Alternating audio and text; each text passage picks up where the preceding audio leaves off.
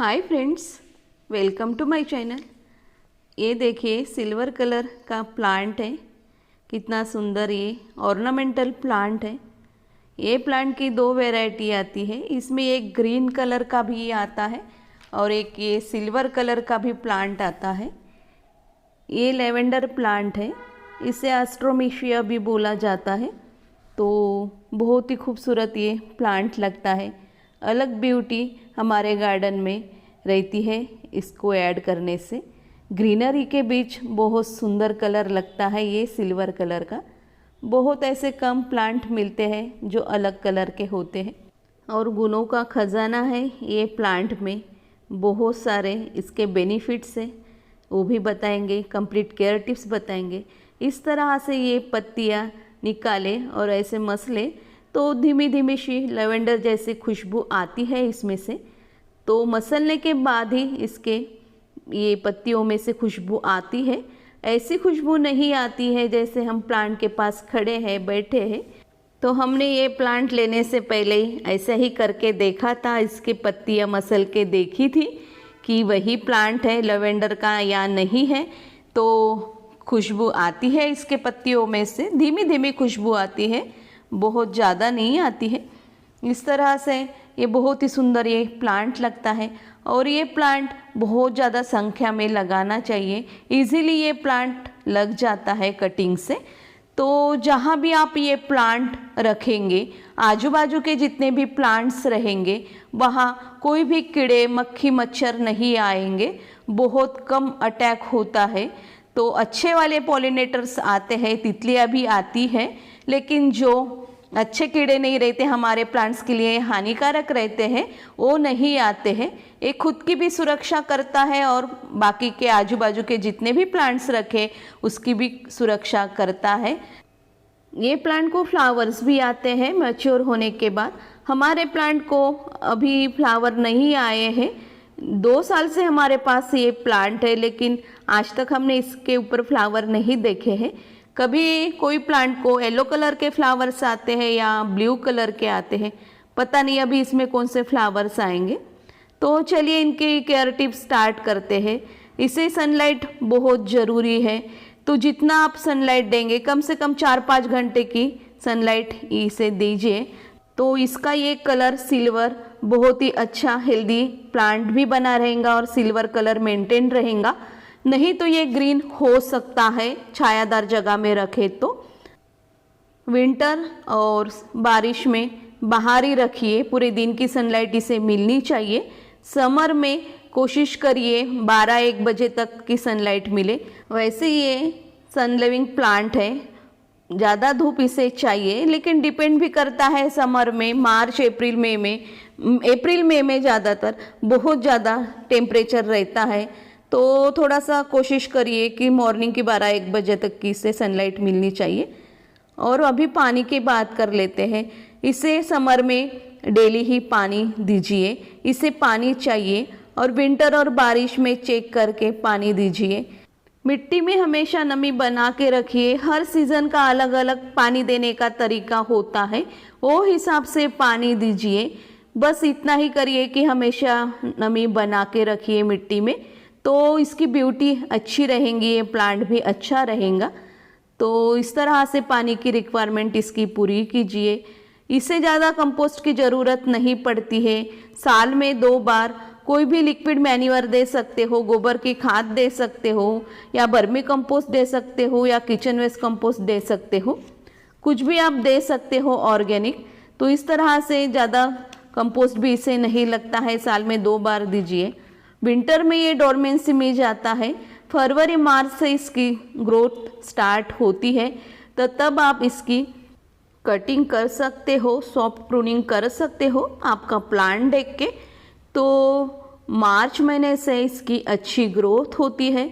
नवंबर तक इसकी आप अच्छी ग्रोथ देख सकते हो। वैसे ये स्लो ग्रोइंग प्लांट है, बहुत फास्ट ग्रोथ नहीं होती है, लेकिन इनके ग्रोइंग पीरियड में अच्छी ग्रोथ होती है इनकी, बस धीरे धीरे बढ़ता है। तो आप इसकी कटिंग मार्च से लेके बारिश में भी लगा सकते हो, मार्च महीने में भी लगा सकते हो। बारिश के टाइम में तो अभी अच्छे से इसकी कटिंग लगा सकते हो और अच्छे से ये प्लांट कटिंग से लग सकता है। तो एक प्लांट से आप कई प्लांट्स इसके कर सकते हो। तो बारिश में कोशिश करिए ज़्यादातर कटिंग लगाने की, ज़्यादा ध्यान नहीं देना पड़ता है। ज़्यादातर कटिंग लगाने का टाइम बारिश का ही रहता है, बारिश में कटिंग लगाना चाहिए, अच्छे से उनकी ग्रोथ होती है, ज़्यादा देखभाल भी नहीं करनी पड़ती है। और अभी बात कर लेते हैं इनके पॉट साइज़ की। पॉट साइज़ वैसे बहुत बड़ा नहीं चाहिए, प्लांट देख के पॉट साइज़ दीजिए। छोटे से छोटे पॉट में भी ये चल जाता है, 10 इंच का पॉट बहुत अच्छा रहता है इसके लिए। तो इस तरह से पॉट साइज़ दीजिए, प्लांट देख के पॉट साइज़ दीजिए। और हाँ, इसका बोनसाई भी प्लांट आप बना सकते हो, हमने बनाया है, वो भी दिखाएंगे, शेयर करेंगे। तो बहुत अच्छे से ये बोनसाई प्लांट बन जाता है। हैंगिंग बास्केट में भी बहुत अच्छा लगता है, बस हमेशा इनकी प्रूनिंग करनी चाहिए तो अच्छा ये प्लांट बना रहेगा। तो हैंगिंग बास्केट में भी आप इसे लगा सकते हो। और देखिए कभी कभी ये ऐसी लैगी ब्रांचेस हो जाती है, तो जो भी पुरानी पत्तियां रहती हैं वो सूखती है, फिर से ये ऐसी ब्रांच हो जाती है। लेकिन न्यू शूट्स भी निकलती है, जो वाइट दिख रहा है ना, तो फिर से ये इनकी ग्रोथ अच्छी हो जाएंगी और न्यू वहाँ ब्रांचेस आएंगी और पत्तियां भी आएंगी। और ऐसे सूखी सूखी पत्तियां जो रहती है हमेशा हटा दिया करो। तो ये नॉर्मल है, कोई प्रॉब्लम नहीं है, तो निकल जाती है ऐसी सूखी पत्तियां जो पुरानी रहती है, फिर से ये नए नए पत्तियां डेवलप करता है। तो ये नेचुरल प्रोसीजर रहती है ये प्लांट की। तो इस तरह से ऊपर से ऐसा बहुत घना और बुशी बना रहता है। अभी बारिश के टाइम में बहुत प्रॉब्लम हो रहा है, सभी प्लांट्स को हो रहे हैं, तो थोड़ा सा इसे हमने शेड में रखा है।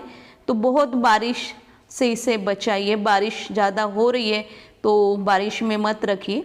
और इस तरह से आप एक स्टेम लेके अच्छे से इसकी कटिंग लगा सकते हो, तो बहुत आसानी से इसकी कटिंग लग जाती है। तो इस तरह से ये देखिए, यहाँ से कट कर दीजिए और कटिंग लगा दीजिए, न्यू प्लांट आपका तैयार होगा। और जो भाग कट किया है वहाँ न्यू ग्रोथ होंगी, अच्छी ब्रांचेस डेवलप होंगी। तो बहुत सारे प्लांट्स कटिंग से ही तैयार कर सकते हो। सीड्स भी आते हैं, जब फ्लावर्स आते हैं तो उसके सीड्स बनते हैं, लेकिन बेस्ट तरीका है कटिंग से ही लगाने का। सीड्स आएंगे, कब आएंगे पता नहीं, फ्लावर्स कब आएंगे पता नहीं, और कब सीड्स बनेंगे पता नहीं। तो बेस्ट तरीका कटिंग से ही होता है। और आज तक हमने कभी भी इसके ऊपर कोई भी कीड़े का या मीलीबग का, जो भी हमारे प्लांट्स को हानि पहुंचाते हैं, उसका अटैक होता नहीं है। तो ये होने ही नहीं देता है। एक खुद की भी एक रक्षा करता है और दूसरे प्लांट की भी रक्षा करता है। तो कोई भी कीटनाशक या स्प्रे करने की इस पर ज़रूरत नहीं रहती है।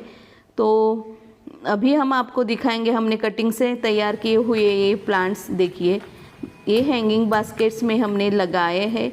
तो 2 प्लांट्स हमने कटिंग से तैयार किए थे। ये सेकंड टेरेस पे हमने हट पे रखे हैं। तो देखिए इसका कलर ग्रीनिश आया है। तो इसे धूप, जितना आप धूप में रखेंगे उतना कलर इसका सिल्वर हो जाएगा।